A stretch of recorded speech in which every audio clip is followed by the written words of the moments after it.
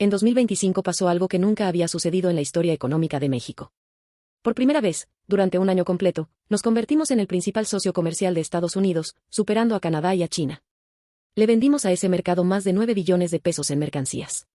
El gobierno lo celebró como una hazaña histórica, como la prueba de que México por fin se consolidaba como potencia industrial. Pero hay un dato que casi nadie repitió esa semana. Cuando el INEGI separa lo que realmente se fabrica en México de lo que solo se ensambla aquí con piezas extranjeras, la historia cambia por completo. Y ese dato incómodo es la razón por la que hoy vamos a responder una pregunta que ningún funcionario quiere contestar con honestidad: ¿México es una potencia industrial, o es simplemente la maquiladora más grande del planeta? Empecemos con la versión que sí es cierta, porque en economía curiosa los datos van primero, sin importar si nos gustan o no. México cerró 2025 con exportaciones a Estados Unidos por más de 9 billones de pesos, un crecimiento anual de casi 6%. Por tercer año consecutivo somos el principal proveedor de mercancías para la economía más grande del mundo. Y no fue solo comercio, la Secretaría de Economía reportó que en 2025 llegaron al país más de 700,000 millones de pesos en inversión extranjera directa, la cifra más alta jamás registrada, con 5 años consecutivos de crecimiento. Si te quedas solo con estos dos datos, la conclusión parece obvia: México se volvió una potencia manufacturera. El problema es que esos dos datos, por sí solos, son una trampa estadística. Vamos al primer quiebre de la historia.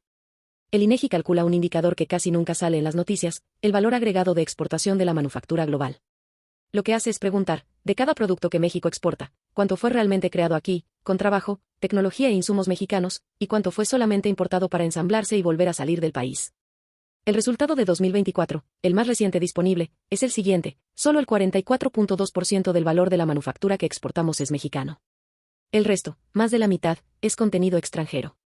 Llega en piezas, en componentes, en tecnología que no se produce en este país, se ensambla aquí, y se va de regreso disfrazado de exportación mexicana. Dicho de otra forma, de cada 100 pesos que el mundo cree que le compra a México, casi 56 en realidad se los está comprando a otro país, solo que pasaron por una fábrica en Tijuana, en Saltillo o en Querétaro antes de cruzar la frontera. Y si crees que el sector estrella de la economía mexicana, la industria automotriz, es la excepción, prepárate para el dato que más debería preocuparte. La fabricación de autos y camiones es la rama que más valor agregado nacional aporta a nuestras exportaciones, con casi el 27%. Pero su proveedor más cercano, la fabricación de autopartes, cuenta otra historia. Según cifras del INEGI analizadas por el Instituto Mexicano para la Competitividad, el 61.3% del valor de producción de las autopartes mexicanas para exportación consiste en insumos importados. La columna vertebral de nuestra industria automotriz depende, en más de 6 de cada 10 pesos, de partes que vienen de otro lado. México no diseña el motor, no diseña el chip, no diseña el software que corre dentro del auto. México lo ensambla, lo atornilla, y lo manda de vuelta a la frontera con una etiqueta que dice hecho en México. Y aquí hay algo que rara vez se menciona cuando se festejan estos récords: ¿quién construye físicamente todo esto? Según el propio INEGI, en septiembre de 2025 había más de 6.500 establecimientos registrados en el programa que regula a esta industria, empleando a más de 3 millones de personas en todo el país. La remuneración media mensual real de quienes trabajan directamente contratados en estas plantas fue de 21.402 pesos. No es un salario miserable, pero tampoco es el salario de un país que se llama a sí mismo potencia tecnológica. Es el salario de alguien que ensambla, no de alguien que diseña. Y la riqueza que sí se genera tampoco se reparte igual dentro del país. Un análisis del Banco de México sobre el origen del valor agregado en las exportaciones encontró que el norte del país, estados como Baja California, Chihuahua, Coahuila y Nuevo León, concentra más de la mitad de todo el valor agregado nacional contenido en nuestras exportaciones. El sur, en cambio, no solo aporta menos, sino que cuando aporta, depende todavía más de insumos que vienen de fuera de la región del T-MEC. La maquila gigante, además de no ser completamente nuestra, tampoco es pareja entre nosotros. Ahora volvamos a esos 700,000 millones de pesos de inversión extranjera tan celebrados, porque aquí está el segundo quiebre, y es todavía más incómodo que el primero. De ese monto histórico, el 67.7%, casi 478,000 millones de pesos, no fue dinero nuevo entrando al país. Fue reinversión de utilidades. Empresas que ya estaban aquí decidieron no sacar sus ganancias y dejarlas dentro del negocio. Eso es bueno, pero no es lo mismo que abrir una planta nueva ni que crear empleos que antes no existían. La inversión genuinamente nueva, la que sí representa fábricas y líneas de producción inéditas, fue de apenas 127,000 millones de pesos. 18% del total. Y hay un dato que duele todavía más si lo pones en contexto. Entre 2021 y 2024, la inversión extranjera que salía de China hacia el mundo se desplomó de casi 6 billones de pesos a poco más de 321,000 millones.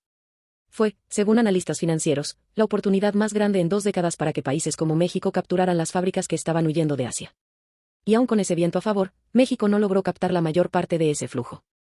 El propio Carney FDI Confidence Index de 2025 señala que lo que hoy frena más la inversión extranjera en el país no son los costos laborales, sino la calidad institucional, la certeza jurídica y la eficiencia regulatoria. Aquí es donde la pregunta se vuelve inevitable. Si exportamos más que nunca y recibimos más inversión que nunca, ¿por qué la economía mexicana casi no crece? En 2025 el Producto Interno Bruto creció apenas 0.6%. Y para 2026, el Banco de México, que en febrero esperaba un crecimiento de 1.6%, tuvo que recortar su pronóstico a apenas 1.1%, citando la debilidad de la inversión y la incertidumbre sobre la revisión del TEMEC. Esta es la paradoja central de la maquila gigante. Puedes romper récords de exportación, puedes romper récords de inversión extranjera, y aún así tu economía interna casi no se mueve. Porque cuando más de la mitad de lo que exportas no fue creado por trabajadores ni por empresas mexicanas, el efecto multiplicador que debería derramarse hacia el resto de la economía simplemente no llega completo. Se queda en el camino, en otro país. Y aquí llegamos a la raíz del problema, la razón por la que México lleva más de 3 décadas atrapado en el mismo eslabón de la cadena de valor, el del ensamblaje, no el del diseño. México invierte alrededor de 0.3% de su Producto Interno Bruto en investigación y desarrollo. El promedio de los países de la OCDE es de 2.5 a 2.7%. Para 2025, el presupuesto completo de ciencia, tecnología e innovación en México fue de 57.800 millones de pesos, apenas 0.16% del PIB, y representó un recorte de 7.4% respecto al año anterior. Países como Corea del Sur construyeron su salto de maquiladora textil a potencia tecnológica invirtiendo de forma sostenida en investigación, en patentes, en capital humano especializado. México, en 2023, registró 15.630 solicitudes de patentes, una cifra que parece alta hasta que recuerdas que representa solamente el 28% de todas las solicitudes de toda América Latina, una región que en sí misma está rezagada frente al mundo. No es un accidente que sigamos ensamblando autos en lugar de diseñarlos. Es la consecuencia directa, medible y documentada de 3 décadas decidiendo no invertir en lo que realmente mueve a un país hacia arriba en la cadena de valor. Entonces, volvamos a la pregunta del principio. ¿México es una potencia industrial, o es la maquiladora más grande del planeta? La respuesta honesta es que somos las dos cosas al mismo tiempo, y eso es exactamente lo que nos tiene atrapados. Somos lo bastante grandes, lo bastante estratégicos y lo bastante baratos para que el mundo entero dependa de nuestras fábricas. Pero seguimos sin ser lo bastante dueños de la tecnología, del diseño y del capital como para quedarnos con la parte más grande del pastel que ayudamos a hornear. Mientras la discusión pública siga celebrando récords de exportación sin preguntar de qué están hechos, y mientras el presupuesto de innovación siga recortándose justo cuando se festejan cifras históricas de inversión extranjera, México seguirá siendo indispensable para las cadenas de suministro del mundo, y al mismo tiempo, prescindible para decidir su propio futuro económico. La pregunta que deja esta historia no es si México puede dejar de ser una maquiladora. La pregunta es si alguna vez ha existido, dentro o fuera del gobierno, la voluntad real de intentarlo.